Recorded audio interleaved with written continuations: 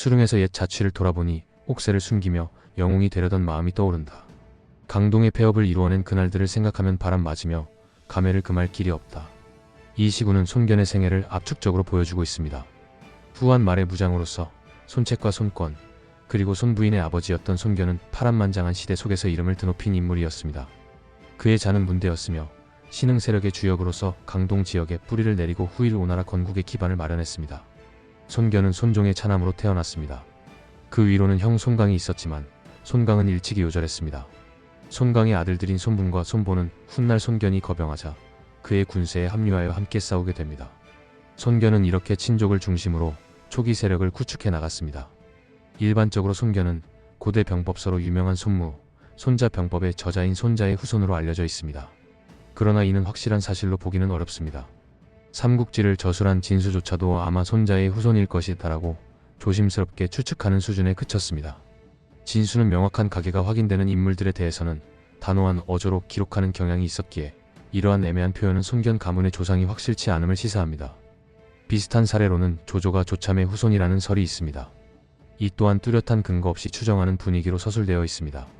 반면 유비의 경우에는 중산 정왕 유승의 후손임을 명확히 기록했기에 차이가 뚜렷합니다. 따라서 손견의 가문은 본래 손자의 직계 후손이라기보다는 후한말 혹은 푸춘현을 기반으로 성장한 중소관리 출신의 신흥 호족 가문으로 보는 견해가 더욱 설득력을 얻고 있습니다. 당대 부춘 지역은 경제력이 성장하면서 새로운 지배층이 형성되던 곳이었고 손견 역시 이러한 배경 속에서 부상한 인물이었습니다. 비록 선조의 내력이 화려하지는 않았으나 손견은 자신의 무용과 결단력 그리고 시대를 읽는 통찰력을 통해 스스로 길을 열었습니다. 이후 그의 자손들은 손견이 닦아놓은 기반을 바탕으로 오나라를 세우게 되었고 감히 천하를 삼분하는 대업을 이룰 수 있었습니다. 삼국지연의의 영향으로 인해 손견은 종종 독립적인 세력을 거느리고 옥새를 얻어 천하를 제패하려는 대망을 품은 위풍당당한 군벌로 묘사됩니다. 그는 강동에서 손씨 가문의 토대를 쌓고 스스로 패권을 향해 돌진했던 인물로 기억되곤 합니다. 그러나 실제 정사 삼국지를 살펴보면 이러한 이미지는 다소 과장된 면이 있음을 알 수 있습니다. 손견의 행적을 자세히 들여다보면 그가 완전한 독립군벌로 성장했다고 보기는 어렵습니다. 분명 손견은 당시 최강의 군세를 자랑하던 동탁군을 상대로 낙양을 탈환하는 데 결정적인 역할을 했습니다. 그러나 이 대공적은 기묘하게도 손견 개인의 것으로 남지 못했습니다. 낙양 탈환의 명예는 어느새 원술에게 귀속되어 버렸고 손견은 그 공로를 온전히 자신의 것으로 삼지 못했습니다. 이뿐만이 아닙니다. 손견은 이후에도 유표와의 싸움 과정에서 목숨을 잃게 되는데 이 과정에서도 그는 원술과 일정한 종속 혹은 동맹 관계를 유지하고 있었습니다. 독립군벌이라기보다는 보다 강력한 세력인 원술 휘하에서 활동한 장수에 가까웠습니다. 진정한 의미에서 강동 지역의 손씨 가문의 독자적 기반을 다지고 실질적인 패권의 초석을 놓은 인물은 손견이 아니라 그의 아들 손책이었습니다. 손책은 아버지의 죽음 이후 강동 각지의 군벌을 정복하고 단단한 세력권을 구축함으로써 비로소 손씨 정권을 현실화시켰습니다. 그렇다고 해서 손견의 행보가 미약하거나 초라했다고 평가할 수는 없습니다. 손견은 장사태수로 재직하면서 독자적인 군사 조직을 갖추고 있었고 반동탁 토벌군으로 참가하여 자신의 이름을 널리 알렸습니다. 특히 동탁 토벌전 과정에서는 병력을 크게 확장하며 명실상부한 일대 장수로 성장했습니다. 이 과정에서 손견은 단순히 원술의 수하에 머문 것이 아니라 독립성과 실력을 기반으로 일정한 동맹적 위치를 점유했을 가능성도 배제할 수 없습니다. 다만 명확한 점은 손견이 군세를 확대하고 정치적 입지를 구축한 시간은 매우 짧았다는 사실입니다. 그는 190년에 반동탁 토벌군으로 거병한 이후 불과 1-2년 만에 유표와의 전투에서 전사했습니다. 이처럼 손견의 군사적, 정치적 활동 기간이 극히 짧았기 때문에 그를 두고 독립군벌로 완성된 존재로 평가하기에는 무리가 있습니다. 결국 손견의 인생은 한나라 말기에 충직한 무관으로 출발하여 반동탁 토벌전의 선봉장으로 활약하고 예주에서 주시 형제를 상대하며 군세를 키우다가 끝내 유표와의 싸움에서 최후를 맞이하는 과정으로 요약할 수 있습니다. 손견과 원술의 관계에 대해서도 아직까지 해석이 분분합니다. 완전한 종속이었는지, 상호 동맹 관계였는지, 아니면 객장 취급이었는지는 명확히 규명되지 않고 있습니다. 하지만 분명한 것은 손견이 단순히 명령을 따르는 하급자가 아니라 어느 정도의 독자적 행동권을 가진 유력한 무장이었다는 점입니다. 손견의 행보를 살펴보면 그가 진정으로 독립적인 군벌이었는가에 대한 해석은 쉽게 결론 지을 수 없습니다.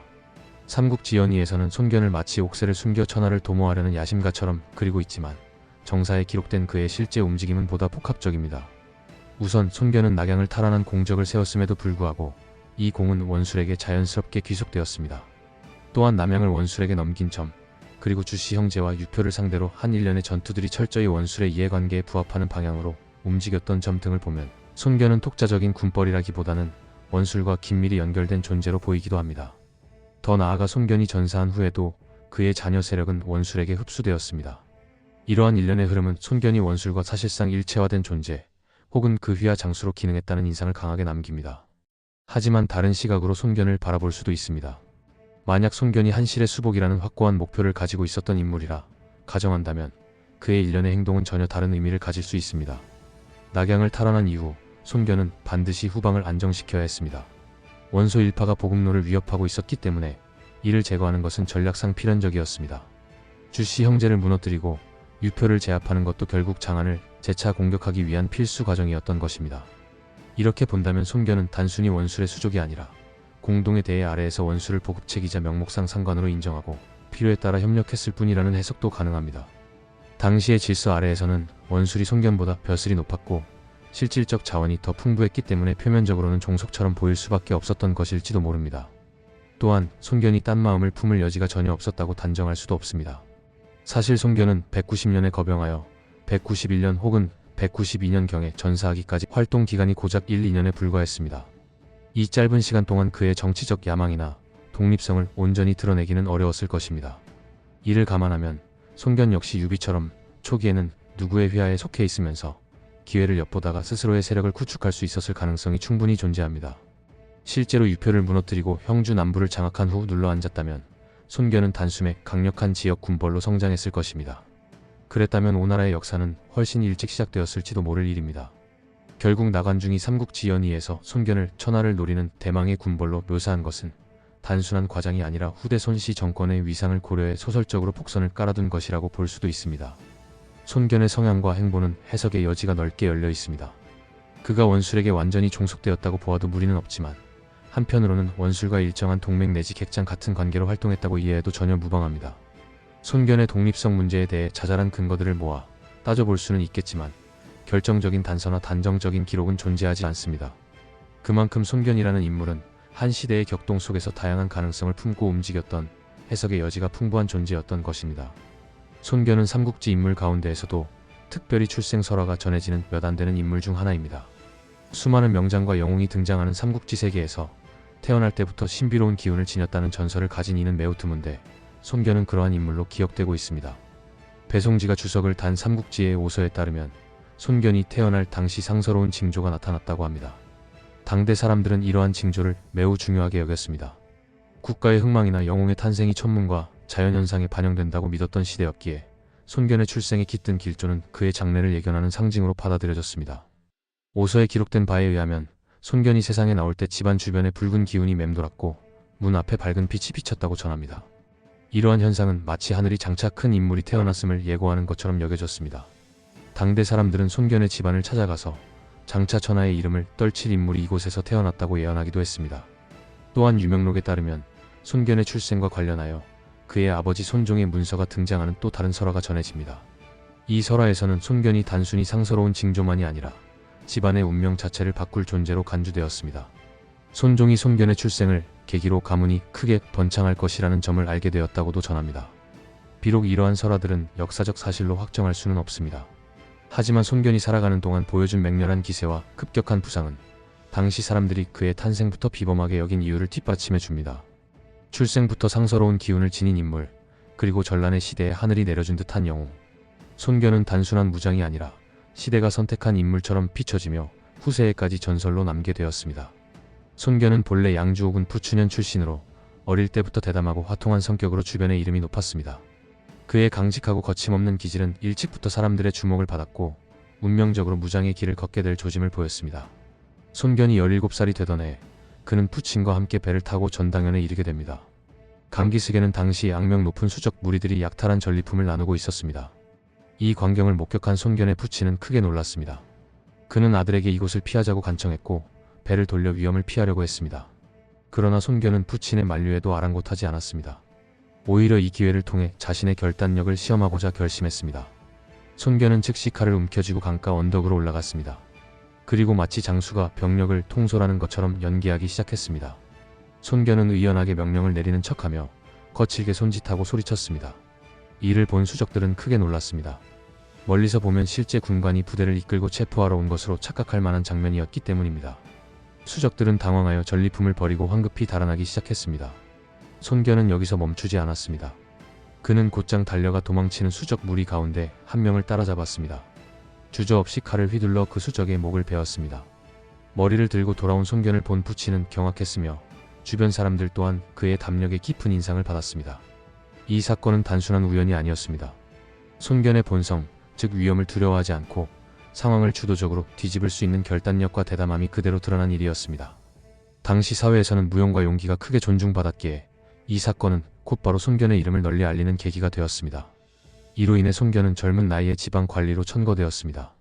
그의 무모하면서도 강렬한 용기는 이후 손견이 삼국지 무대에서 큰 족적을 남기게 되는 초석이 되었습니다. 어린 시절부터 피로 길을 내고 담력으로 운명을 개척해간 사내. 손견은 이때부터 이미 평범한 인간의 길을 벗어나 시대를 뒤흔들 장수로 향하는 발걸음을 내딛고 있었습니다. 수적을 물리친 사건으로 이름을 알리게 된 손견은 곧바로 더욱 본격적인 전공을 세우게 됩니다. 회계군에서 허창과 그의 아들 허소가 반란을 일으키자 손견은 직접 1,000명의 병력을 규합하여 양주 관군에 합류하였습니다. 이때 손견은 아직 어린 나이였지만 이미 뛰어난 지도력과 행동력을 갖춘 인물로 인정받고 있었습니다. 허창의 난은 172년에 발생했습니다. 손견이 156년에 태어났다고 가정하면 이때 그의 나이는 16세였고 155년생이라면 17세가 됩니다. 오늘날 관점으로 보면 매우 어린 나이지만 당시에는 10대 중후반만 되어도 결혼하고 성인으로 대우받던 시절이었습니다. 더구나 후한 말에 혼란기에는 열전 속 인물들 가운데 상당수가 청소년 시절부터 커리어를 쌓고 무공을 세우는 경우가 드물지 않았습니다. 손견은 용맹과 결단력을 바탕으로 짧은 시간 안에 1,000명의 병사를 모았고 이 병력을 이끌고 관군과 함께 허창 부자의 반란을 진압하는 데 큰 공을 세웠습니다. 그의 활약은 단순한 돌격이 아니라 병력을 효율적으로 운용하고 반란군의 약점을 정확히 파고든 치밀한 전술로 이뤄졌습니다. 이때 양주자사였던 장민은 손견의 뛰어난 공적을 높이 평가했습니다. 장민은 손견의 활약상을 장계로 정리하여 조정에 보고하였고 이에 따라 손견은 공식적으로 관직에 임명되었습니다. 그가 받은 첫 번째 관직은 염독현의 승이었습니다. 염독현에서 근무하는 동안 손견은 탁월한 치안 유지 능력과 강직한 성품으로 좋은 평가를 받았습니다. 그는 단순히 무력으로만 사람을 다스리지 않고 법과 질서를 중시하며 고을 사람들의 신망을 얻었습니다. 이로 인해 그를 따르는 자들이 점차 많아졌습니다. 그 후 손견은 우의승으로 전임되었습니다. 또다시 얼마 지나지 않아 합의승으로 자리를 옮기게 되었습니다. 가는 곳마다 손견은 부임한 지 얼마 지나지 않아 고을의 질서를 안정시키고 백성들의 신뢰를 얻었습니다. 이러한 점은 손견이 단순한 무장이 아니라 행정과 정치적 재능까지 갖춘 인물임을 보여주는 중요한 사례였습니다. 이 시기의 경험은 훗날 손견이 전란의 중심에 서서 더 큰 세력을 형성할 수 있는 밑거름이 되었습니다. 어린 시절부터 스스로의 힘으로 이름을 떨치고 관직을 통해 경험을 쌓아간 손견은 이미 장차 강동을 뒤흔들 영웅으로서 한 걸음 한 걸음 다가서고 있었습니다. 손견이 합의승으로 재직하던 시기에 후한 말에 대혼란을 상징하는 황건적의 난이 발발했습니다. 온 나라가 뒤흔들리던 이 시기의 조정은 급히 각지의 유력한 무장들을 소집하여 반란 진압에 나서게 했습니다. 조정은 주준을 우중랑장으로 임명하여 황건적 진압의 중책을 맡겼습니다. 주준은 이미 양주 회계군 출신으로 오래전부터 반란 진압의 잔뼈가 굵은 실력파 관리였습니다. 손견에게는 선배이자 정신적 스승과 같은 존재였으며 특히 허창의 난 때 손견이 보여준 과감한 활약을 높이 평가하고 있었습니다. 주준은 손견을 군사마로 천거하여 자신의 부관으로 삼았습니다. 이때 손견은 합의 일대에서 스스로 1,000명의 병사를 모집하여 주준 휘하에 합류했습니다. 주준과 손견 두 사람은 함께 힘을 합쳐 각지에서 분투하며 가는 곳마다 황건적을 파죽지세로 격파해 나갔습니다. 손견은 이 과정에서도 특유의 용맹함과 선봉 정신을 유감없이 발휘했습니다. 어느 날 손견은 승세를 타고 깊숙이 진군하던 중 지나치게 앞서 나가게 되었고 결국 고립되고 말았습니다. 황건적의 창에 맞아 낙마한 손견은 풀숲으로 떨어졌습니다. 그의 군세 또한 크게 흩어져 아무도 손견이 어디 있는지 알 수 없는 혼란한 상황이 벌어졌습니다. 그러나 손견의 말이 진영으로 돌아와 애처롭게 울부짖었습니다. 이를 본 병사들은 말이 향하는 방향을 따라가 풀숲을 수색했고 마침내 부상을 입고 쓰러져 있던 손견을 찾아냈습니다. 손견은 중상을 입었음에도 불과 10수일 만에 부상을 어느 정도 회복하고는 다시 출진할 의지를 다졌습니다. 이러한 불굴의 정신은 병사들에게 커다란 감동과 사기를 불어넣었습니다. 손견은 상처가 아물기도 전에 다시 투입되어 앞장서 싸웠으며 승리를 위해 몸을 아끼지 않았습니다. 황건적들은 연이은 패배에 지쳐 완성으로 달아나 성문을 걸어 잠그고 농성하기 시작했습니다. 그러나 손견은 이때도 망설이지 않고 직접 성벽을 기어올라 공격을 주도했습니다. 황건적의 치열한 저항에도 불구하고 손견은 병사들을 독려하여 포기를 몰랐고 끝내 성을 점령하는 데 결정적인 역할을 했습니다. 손견의 이러한 무공은 곧바로 조정에 보고되었습니다. 주주는 손견의 공적을 상세히 장계로 올렸고 조정은 손견을 별부사마로 임명하여 그 공을 높이 평가했습니다. 손견은 어린 시절부터 강인한 결단력과 행동력으로 이름을 알렸지만 황건적의 난에서는 단순한 용맹을 넘어 참된 장수로서의 불굴의 정신과 책임감을 보여주었습니다. 이 시기 손견의 활약은 훗날 반동탁 연합군 활동과 강동 재패를 향한 기반을 다지는 중요한 전기가 되었습니다. 184년 겨울 서량 지역에서는 변장과 한수가 대규모 반란을 일으켰습니다. 그들은 서량을 넘어 185년에는 삼보 지역까지 진격하며 혼란을 극대화시켰습니다. 조정은 처음에 황보숭에게 반란 진압을 맡겼지만 황보숭이 환관들에게 뇌물을 바치지 않았다는 이유로 해임되고 말았습니다. 이후 조정은 장원을 거기 장군에 임명하여 반란 진압의 지휘를 맡겼으며 황보숭 휘하에 있던 동탁은 8호 장군으로 승진하게 됩니다. 이때 장원은 별도로 표를 올려 손견을 참군으로 삼아 종군하게 했습니다. 손견은 아직 지휘권을 가진 사령관은 아니었지만 장원과 함께 반란 진압에 힘을 보탤 수 있는 중요한 전력으로 평가받았습니다. 그러나 동탁은 장원의 소집령을 받자 즉각 움직이지 않고 한참 동안 지체했습니다. 겨우 도착했을 때에도 동탁은 장원을 대하는 태도에서 예를 갖추지 않고 오만하고 불손한 행동을 서슴지 않았습니다. 손견은 이를 묵과할 수 없었습니다. 그는 장원에게 직접 간언하여 동탁이 무능한 지휘로 군사를 혼란에 빠뜨리고 반란군을 제대로 진압하지 못했으며 상관에게 무례하기까지 한 죄가 중대하다고 강력히 주장했습니다. 손견은 동탁을 군율에 따라 처형해야 한다고까지 요구했습니다. 하지만 장원은 이를 받아들이지 않았습니다. 장원은 동탁이 강족과 깊은 인맥을 쌓아둔 점을 들어 그와의 관계를 고려하여 처벌을 거부했습니다. 결국 이 사건은 손견과 동탁 사이에 깊은 앙금과 반감을 남기게 되었습니다. 나중에 동탁이 하진 사후 조정을 장악하였을 때 장원이 동탁에 의해 살해당하게 되는 결과로 이어지니 이때의 갈등은 단순한 개인적 감정 이상의 무거운 의미를 지니게 됩니다. 전선에서는 상황이 더욱 악화되었습니다. 장원과 손견은 변장과 한수를 상대로 연달아 고전을 면치 못했습니다. 반면 동탁은 11월에 반군을 격퇴하는 데 성공하면서 오히려 자신만의 입지를 강화했습니다. 장원은 탕구 장군 주신에게 반군을 추격하도록 명령했습니다. 이때 동탁은 주신의 병참선을 보호해야 한다고 조언했고 손견은 반대로 적의 보급로를 차단해야 한다고 주장했습니다. 그러나 장원과 주신 모두 이 조언들을 무시했습니다. 결과는 참담했습니다. 한수 등이 기습적으로 주신의 보급로를 끊어버리면서 주신과 손견의 군세는 크게 패퇴하고 말았습니다. 반면 동탁은 자신의 주력 부대를 온전히 보존하여 살아남았고 이는 훗날 그가 조정에서 권력을 장악하는 발판이 되었습니다. 이 전투는 손견에게 쓰라린 패배였지만 동시에 그가 무모하지 않고 전황을 정확히 판단할 줄 아는 합리적인 군사적 감각을 갖췄음을 보여주는 장면이기도 했습니다. 또한 옳은 일을 위해 상관에게 직언을 서슴지 않는 충직한 성품 역시 다시 한번 드러났습니다. 손견은 장사태수로 부임하자마자 다시 한번 그의 이름을 천하에 떨칠 기회를 맞이하게 됩니다. 장사군에서 우성이라는 인물이 1만여 명의 무리를 규합하여 대규모 반란을 일으킨 것입니다. 혼란스러운 국면 속에서 손견은 이 난을 진압하는 막중한 책임을 맡았습니다. 손견은 임명되자마자 지체 없이 군세를 정비하고 출정했습니다. 그리고 불과 보름 만에 우성과 그의 무리를 철저히 격파하는 데 성공했습니다. 손견 특유의 과감하고 신속한 결단력이 빛난 순간이었습니다. 그러나 손견은 여기서 멈추지 않았습니다.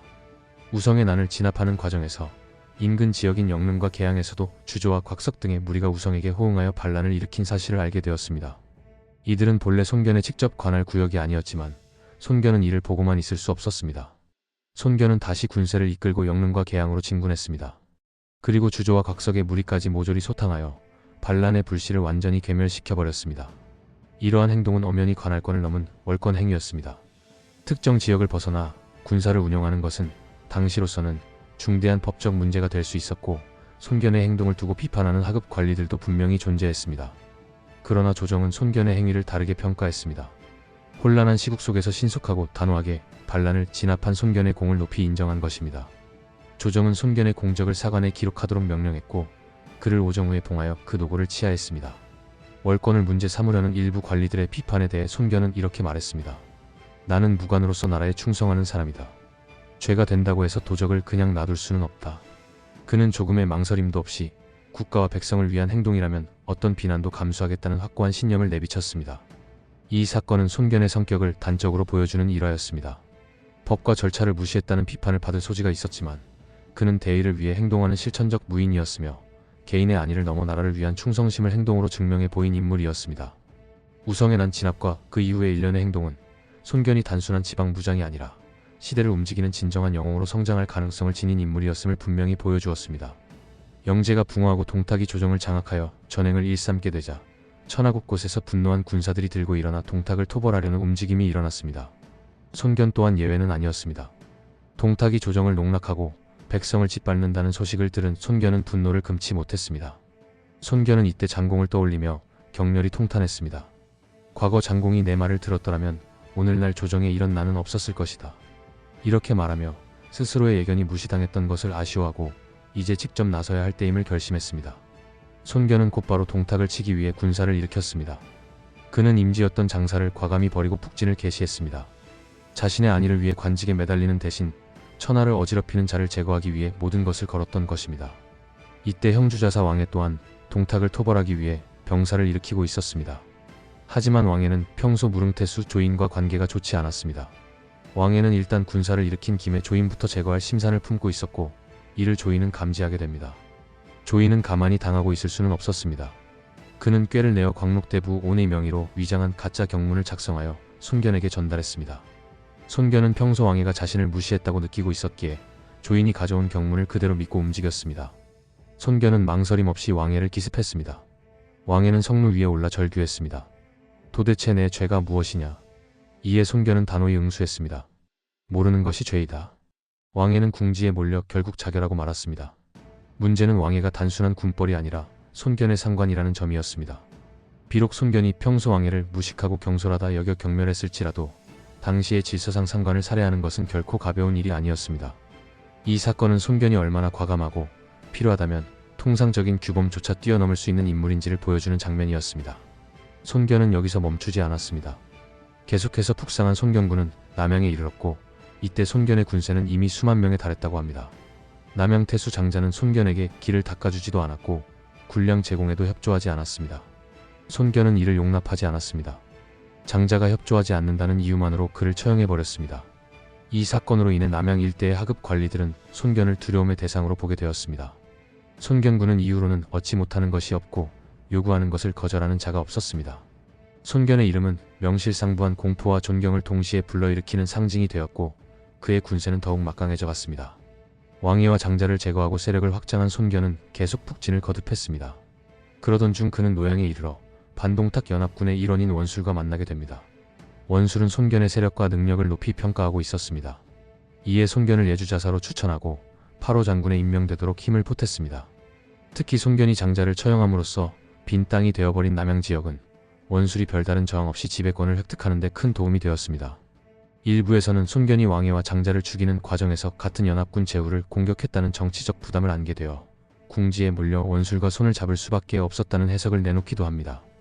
그러나 이러한 해석은 그다지 설득력이 높지 않습니다.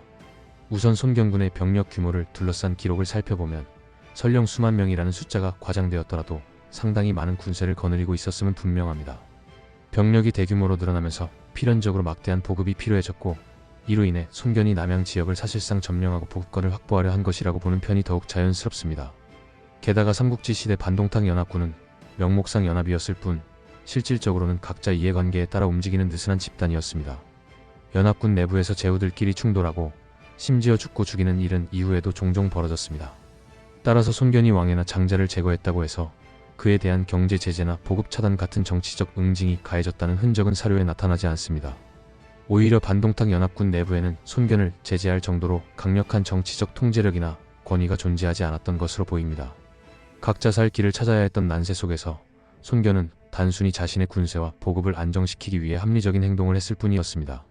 정황을 고려하면 손견과 원술은 정치적으로 궁지에 몰려 어쩔 수 없이 손을 잡은 것이 아니라 서로의 이익을 위해 자연스럽게 결합한 것으로 해석하는 것이 더욱 타당해 보입니다. 만약 손견이 실제로 정치적 압박에 몰렸다면 동양사서의 특성상 단 한 줄이라도 기록이 남았을 것입니다. 그러나 삼국지를 비롯한 기록 어디에도 손견이 정치적으로 고립되었다는 구체적 서술은 보이지 않습니다. 궁지에 몰렸다는 해석은 어디까지나 후세 학자들이 정황을 분석하여 추측한 것에 불과합니다. 결론적으로 손견과 원술의 관계는 위기 탈출을 위한 불가피한 결합이라기보다는 서로가 가진 이익을 극대화하기 위한 실용적이고 전략적인 결합에 가까웠다고 할 수 있습니다. 장사태수에 불과했던 손견에게 있어서 지속적인 군사 작전을 수행하는 데 필요한 보급 문제는 절대 가볍게 볼 수 있는 사안이 아니었습니다. 특히 손견은 당시 낙양까지 푹상하며 동탁군과 본격적인 결전을 준비하고 있었기에 추가적인 보급 기반 확보가 필수적이었습니다. 남양군은 하남 지역 바로 아래에 위치한 전략적 요충지이자 경제적으로도 부유한 땅이었습니다. 그러나 남양태수 장자는 손견의 요구에 협조적이지 않았습니다. 장자가 길을 닦아주지도 않고 군량과 물자를 제공하지도 않은 것은 낙양 공략을 눈앞에 둔 손견에게 심각한 장애물로 작용했습니다. 이에 손견은 주저없이 장자를 제거했습니다. 이는 단순한 감정적 충돌이 아니라 군사적 필연성에 따른 결단이었습니다. 후방을 안정시키고 대규모 병력을 지원할 수 있는 보급 거점을 확보하기 위해서였으며 장자는 이를 위해 희생된 셈이었습니다. 장자를 제거한 이후 손견은 남양의 통제를 꾀했지만 이 과정에서 지역민들의 강한 반발에 부딪혔습니다. 장자가 평소 인망이 두터웠기 때문에 그의 죽음에 반발한 남양 현지 세력들은 손견과 결탁했던 유상의 죽음으로까지 이어졌습니다. 이러한 현지 반발은 분명 손견에게 곤란한 상황을 만들어냈습니다. 그러나 이는 연합군 차원에서의 외교적 고립이나 제재가 가해진 결과는 아니었습니다. 오히려 당대 가장 강력한 군세를 휘두르고 있던 손견에게 있어 충분한 시간과 자원만 주어진다면 이러한 현지 반발 정도는 극복 가능한 문제였다고 할 수 있습니다. 문제는 시간이었습니다. 손견에게는 낙양 탈환이라는 시급하고 중대한 목표가 있었습니다. 동탁군은 이미 하남 일대에 강력한 군사적 압박을 가하고 있었고 손견이 남양 지역의 저항을 수습하느라 시간을 지체할 여유는 없었습니다. 이러한 상황에서 원술과의 결합은 대단히 합리적이고 현명한 선택이었습니다. 만약 원술과 협력하지 않았다면 손견은 남양 통치와 보급 확보를 위해 병력을 나눠야 했고 이로 인해 동탁군과의 본격적인 대결에서 전력을 분산할 수밖에 없었을 것입니다. 반면 원술과 손을 잡음으로써 손견은 자신의 모든 전력을 낙양 탈환에 집중할 수 있었습니다. 보급과 후방 안정을 원술에게 맡기고 자신은 순수하게 전선에만 전념하는 구조를 만든 것입니다. 또한 손견에게는 원술을 특별히 미워할 이유도 없었습니다. 원술은 이미 예주자사와 8호 장군직을 손견에게 추천해줄 정도로 협조적이었으며 손견 역시 자신의 군사적 필요에 맞추어 원술과 실용적인 동맹을 맺었습니다. 결론적으로 손견은 군사적 현실과 전략적 필요를 정확히 파악하여 감정이 아니라 이성에 따라 원술과 결합한 것입니다. 그것은 궁지에 몰린 선택이 아니라 대의를 위해 불가피하고도 합리적인 길을 택한 결과였습니다. 손견은 남양을 안정시킨 뒤 계속 푹상하여 마침내 동탁군과 정면으로 맞붙게 됩니다. 이때 벌어진 것이 바로 역사의 유명한 양인 전투였습니다. 초반 손견은 동탁군 장수 서영을 상대로 고전했습니다. 기세 좋게 진격했으나 서영의 매복과 공격을 예상치 못했고 결국 불과 수십 기의 병력만 이끌고 패주하는 수모를 겪게 되었습니다. 손견은 급박한 상황에서도 침착하게 조치를 취했습니다. 자신의 상징과도 같던 붉은 두건을 조무에게 씌워서 추격하는 적들의 눈을 속였고 이를 통해 가까스로 포위를 벗어날 수 있었습니다. 하지만 손견은 패주로 끝나지 않았습니다. 곧바로 흩어진 병력을 수습하고 재정비한 뒤 다시 동탁군을 향해 반격에 나섰습니다. 이번에는 동탁이 보낸 호진과 여포를 양인성에서 대파하는 데 성공했습니다. 특히 동탁군 도위였던 화웅을 직접 참사라고 효수하여 손견군의 사기를 대폭 끌어올렸습니다. 이 양인 전투의 승리는 손견의 용맹과 지휘 능력을 천하에 떨치는 계기가 되었습니다. 그러나 승리와 함께 또 다른 문제가 고개를 들기 시작했습니다. 당시 원술은 손견의 승전 소식을 들으며 불안감을 느끼기 시작했습니다. 강표전에 따르면 어떤 이가 원술에게 다음과 같이 진언했다고 전합니다. 손견이 만약 낙양을 점령하게 된다면 다시는 제어할 수 없게 될 것입니다. 1위는 잡으려 했지만 호랑이를 키운 격이 될 것입니다. 이 말을 들은 원술은 손견을 의심하기 시작했습니다. 이에 원술은 손견에 대한 군량 지원을 끊어버리는 조치를 단행합니다. 이는 사실상 손견과 원술 사이의 신뢰가 크게 흔들린 것을 의미하는 중대한 사건이었습니다. 군량이 끊기자 손견은 곧바로 대응에 나섰습니다. 양인성에 주둔하고 있던 손견은 100리나 떨어진 노양에 있는 원술의 진영까지 밤새도록 말을 달려갔습니다. 손견은 원술 앞에서 직접 땅에 그림을 그려가며 자신의 작전 계획과 전황을 설명했습니다. 손견은 원술에게 열변을 토했습니다. 출군하여 자신을 돌아보지 않는 것은 위로는 나라를 위해 역적 동탁을 토벌하고 아래로는 장군 가문의 사사로운 원한을 갚기 위함입니다. 손견과 동탁은 아무런 개인적 원한도 없습니다. 장군께서 참소하는 말을 믿고 저를 의심하는 것은 옳지 않습니다. 또한 손견은 군량이 끊긴 위태로운 상황을 비유하여 다음과 같이 토로했습니다. 지금 큰 공훈이 눈앞에 있는데 군량이 끊어졌습니다. 이는 오기가 서하에서 탄식하며 울던 까닭이며 아기가 수성에서 한을 남긴 이유와도 같습니다. 장군께서 깊이 헤아려 주기를 바랍니다. 손견의 열정과 진심은 결국 원수를 움직였습니다. 부끄러움을 느낀 원술은 즉시 손견에게 군량을 지원하기로 하고 손견은 다시 둔영으로 돌아가 군세를 정비할 수 있었습니다. 이 일련의 사건은 손견의 강력한 설득력과 정치 감각, 그리고 무엇보다 대의를 위해 사심없이 행동하려는 진심을 보여주는 장면이었습니다. 또한 원술의 입장에서 본다면 손견이 왕의 장자 등을 제거한 전력이 있었기에 그를 경계하는 것은 어느 정도 합리적이었다고 볼 수도 있습니다. 그러나 손견은 명확히 자신의 입장을 설명하고 신속하게 행동함으로써 상황을 극복해냈습니다. 이렇게 하여 손견은 양인 전투의 대승에 이어 내부적으로 불거진 정치적 위기 또한 뛰어난 담력과 지혜로 돌파하게 되었습니다. 남양을 거쳐 푹상한 손견은 마침내 동탁군과 본격적인 교전을 벌이게 되었습니다. 동탁은 손견의 용맹과 기세를 두려워하여 이각을 보내 화친을 청했습니다. 자신의 자식들을 태수와 자사로 천거해주겠다고 회유했지만 손견은 이에 전혀 흔들리지 않았습니다. 오히려 손견은 동시 가문을 멸하겠다고 선언하며 동탁의 제안에 모욕적인 언사로 단호히 거절했습니다. 손견은 조금의 주저함도 없이 계속 진군하여 낙양에서 90리 떨어진 지점에서 동탁군과 맞섰습니다. 동탁은 직접 출병하여 손견과 여러 능을 사이에 두고 교전을 벌였지만 결국 패배하여 달아났습니다. 그는 낙양 서쪽의 민지연에 주둔하며 간신히 숨을 돌릴 수 있었습니다. 대승을 거둔 손견은 여세를 몰아 진군을 멈추지 않았습니다. 낙양을 방어하던 여포 역시 손견군의 기세를 막지 못하고 패주했으며 손견은 마침내 낙양을 수복하는 데 성공했습니다. 동탁은 이후 손견에 대해 평가하며 이렇게 말했습니다. 관동의 군대는 여러 차례 패하여 모두 나를 두려워했으나 오직 손견만은 젊고 외고집이 세며 사람을 잘 등용하는 장수이다. 여러 장수들에게 손견의 이름을 듣게 했을 때 그들이 두려워하는 것을 알 수 있었다. 이는 손견이 단순한 무장이 아니라 동탁조차 인정할 만큼 뛰어난 전술가이자 지도자였음을 보여주는 증언이었습니다. 또한 동탁은 과거 변장과 한수를 토벌할 때 자신의 진원이 묵살된 일, 주신이 손견의 조언을 무시했던 사건을 회상하며 탄식했습니다. 만약 그때 장온이 자신의 조언을 따르고 주신이 손견의 전략을 받아들였더라면 서량의 반란은 훨씬 빠르게 평정되었을 것이라고 회고했습니다. 동탁은 손견을 좌군사마로 천거했던 일까지 언급하며 손견이 가진 뛰어난 전략적 감각과 능력을 높이 평가했습니다. 그러나 손견이 수복한 낙양은 이미 옛날의 황도로서의 위용을 잃은 상태였습니다. 동탁이 장안으로 천도하면서 낙양은 철저히 불태워지고 초토화되었습니다. 성 안팎은 온통 폐허가 되어 연기와 불빛조차 찾아볼 수 없었습니다. 이 참혹한 광경을 본 손견은 깊은 슬픔에 잠겼습니다. 그는 곧바로 역대 황제들의 능묘를 수습하고 제사를 지내며 조상의 혼령을 위로했습니다. 그것은 단순한 의례가 아니라 무너진 한 왕조의 마지막 남은 존엄을 지키려는 숭고한 행동이었습니다. 손견은 낙양을 폭구할 여력도 시간도 없었습니다. 이윽고 그는 군세를 이끌고 노양으로 철수하기로 결정했습니다. 이때 손견은 낙양의 혼란 속에서 전한의 국보인 전옥세를 발견하게 됩니다. 손견은 이 귀중한 옥세를 발견하고 이를 은밀히 챙긴 뒤 후에 원술에게 바쳤습니다. 이는 훗날 원술이 제위에 오르려는 시도에 근거가 되는 상징적 사건이 되기도 했습니다. 다음에 이어서 하겠습니다. 영상을 시청해주셔서 감사합니다. 구독과 좋아요 부탁드립니다.